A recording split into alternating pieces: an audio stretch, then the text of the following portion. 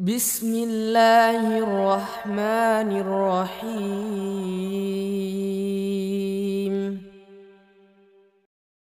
قضیہ وہ قضیہ ہے جس کی وجہ سے اللہ نے رسولوں کو بھیجا، کتابوں کو نازل کیا اور شرک کو حرام کیا، اور ان امتوں کو ہلاک و برباد کر دیا رب العالمین نے جنہوں نے اللہ کے ساتھ دوسروں کو ہمسر اور شریک بنایا اور اس کے ساتھ شرک کا ارتکاب کیا۔ اللہ نے ایسے لوگوں کو تباہ و برباد کر دیا، اس لیے کہ وہ دنیا میں اس ہلاکت کے مستحق ہیں اور آخرت میں ہمیشہ ہمیش کے عذاب کے مستحق ہے، جیسا کہ اللہ نے فرمایا ان اللہ لا یغفر ان یشرک بہ ویغفر ما دون ذلک لمن یشاء۔ اللہ اس کو معاف نہیں کرے گا کہ اس کے ساتھ شرک کیا جائے، اور اس کے علاوہ جسے چاہے گا معاف کر دے گا۔ کتنی بڑی بات ہے، ہم بار بار یہ بات دہراتے ہیں کہ ہم اور آپ دوسری کوئی چیز سیکھیں نہ سیکھیں چلے گا، لیکن توحید اور شرک کا سیکھنا انتہائی ضروری ہے، انتہائی ضروری ہے۔ اپنے آپ اور اپنے بچوں کو سکھائیں۔ آج کئی اعتبار سے اور زیادہ شدت سے ضرورت ہمارے ہاں، اب دیکھتے ہیں ہندوستان پاکستان میں تو بہت عام ہے مظاہر۔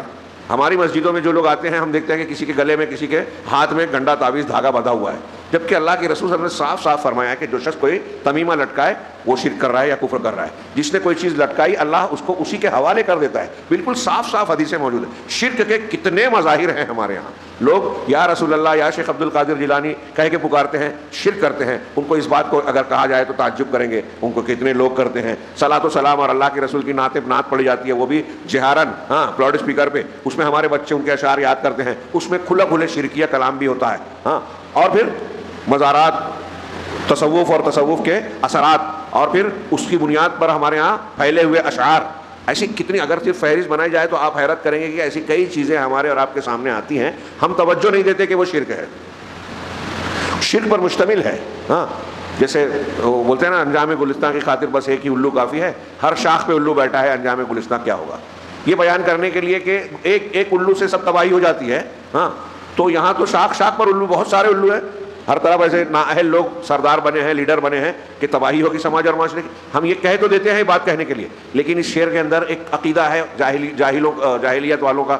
وہ کیا ہے کہ کوئی آدمی مر جاتا ہے تو اس کی روح جو ہے الو کی شکل میں آتی ہے، اور وہ الو جس کے گھر پہ بولتا ہے وہ گھر تباہ ہو جاتا ہے۔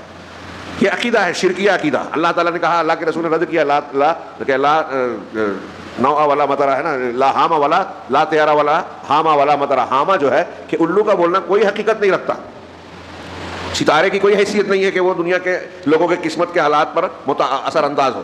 تو الو کے بولنے سے گھر تباہ ہو جاتا ہے، یہ شرکیہ کافروں کا عقیدہ تھا۔ آج ہمارے یہاں اس کو شاعر بولتا ہے، اور ہم لوگ بہت سارے لوگ استعمال کرتے ہیں۔ یہ میں نے ایک چھوٹی سی مثال دی، ایسی بہت سی مثالیں ملے گی کہ شرک پر مشتمل اشعار، محاورے، باتیں ہیں ہمارے یہاں لوگ بولتے ہیں۔ مذاق مذاق میں ہم بولتے ہیں، ارے فلاں آیا پاور چلی گئی، منحوس ہے، بلی نے راستہ کاٹ لیا کام بگڑ جائے گا، تین تگاڑا اور کیا کیا بولتے ہیں نا، تین کے عدد سے یا بلی کے راستہ کاٹنے سے آپ اللہ تعالیٰ کا جو منشا ہے وہ بدل جائے گا، اللہ کی تقدیر تبدیل ہو جائے گی۔ وہ بلی جانتی ہے آپ کی تقدیر میں کیا لکھا ہے، اور میں چلی جاؤں گی تو یہ ہو جائے گا۔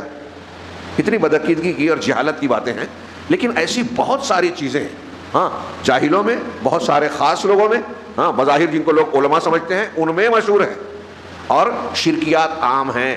اور اس کا نتیجہ یہ ہے کہ ہمارے یہاں اس کی ایک وجہ یہ بھی ہے کہ توحید اور شرک کا یہ مضمون جو میں بیان کر رہا ہوں، کچھ لوگ کہتے ہیں ارے بہت بیان کر رہے ہیں، اور یہ اتنے مسلمان اس سے پہلا سبق ہے دین کا، اس کو نہیں جانتے۔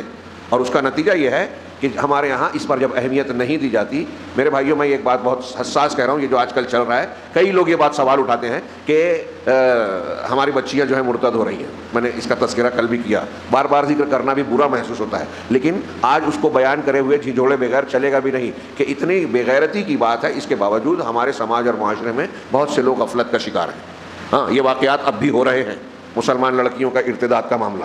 تو کیسے یہ روکا جائے گا؟ اس کی سب سے اہم اور سب سے بہترین طریقہ اس کا یہ ہے جو میں بیان کر رہا ہوں کہ اپنے گھروں میں بچوں اور بچیوں کو توحید اور شرک بتائیے کہ توحید کتنی قیمتی چیز ہے، شرک کتنی خطرناک چیز ہے، اور اس کے دونوں کے انجام کیا ہونے ہیں۔ اگر یہ ایک چیز بتانے میں، دل و دماغ میں بٹھانے میں ہم کامیاب ہو گئے نا، سمجھ لیجئے کہ ہم نے اپنے بچوں اور بچیوں کو سدھارنے کی بنیاد رکھ دی، اور یہ رکاوٹ پیدا کر دی کہ وہ بگڑیں گے نہیں۔ شرک کی اور کفر کی مذمت اگر دلوں میں اگر معلوم ہوگی تو حضرت سمیہ رضی اللہ تعالیٰ عنہ کی طرح شرمگاہ پر برچہ کھا کر ہماری بیٹیاں مر جائیں گی، لیکن مشرک اور شرک کے ساتھ اختیار نہیں کریں گی۔ ہم کو تربیت تو دیں، ہم نے تربیت دی نہیں، کوئی فضائل پہ اٹکا ہوا ہے، کوئی کچھ رسمی کام کر رہا ہے۔ انبیاء کرام نے جس طرح دعوت دی، اصلاح کی، تربیت کی، تزکیہ کیا، ہم وہ طریقہ اختیار کرنے کے لیے تیار ہی نہیں ہیں. فلاں مسلک سے تعلق ہے، فلاں گروہ سے تعلق ہے، انہوں نے جو چند کام دے دیے اسی میں مشغول ہیں اور سمجھ رہے ہیں کہ جنت لے لی، چاہے حلال حرام کرو کچھ بھی کرتے رہو. نہیں، آنکھیں کھولیے، نبی صلی اللہ علیہ وسلم کا طریقہ اور قرآن ہمارے سامنے ہے، اسے پڑھیے، اس کا درس دیجیے، اس کا درس لیجیے، اور نبی صلی اللہ علیہ وسلم کے طریقے پہ عقیدے پر محنت کیجیے. دعوت و اصلاح کا جو صحیح نبوی طریقہ ہے اس کو اختیار کیجیے، تو ہمارا سماج، ہمارا عقیدہ محفوظ ہوگا، ورنہ کوئی موقع نہیں ہے. السلام علیکم. ویڈیو پسند آنے پر اپنے دوستوں کے ساتھ واٹس ایپ اور سوشل میڈیا پہ ضرور شیئر کریں. شرک، بدعت اور گمراہی سے باخبر رہنے کے لیے اہل حدیث علماء چینل کو ضرور سبسکرائب کریں. جزاک اللہ.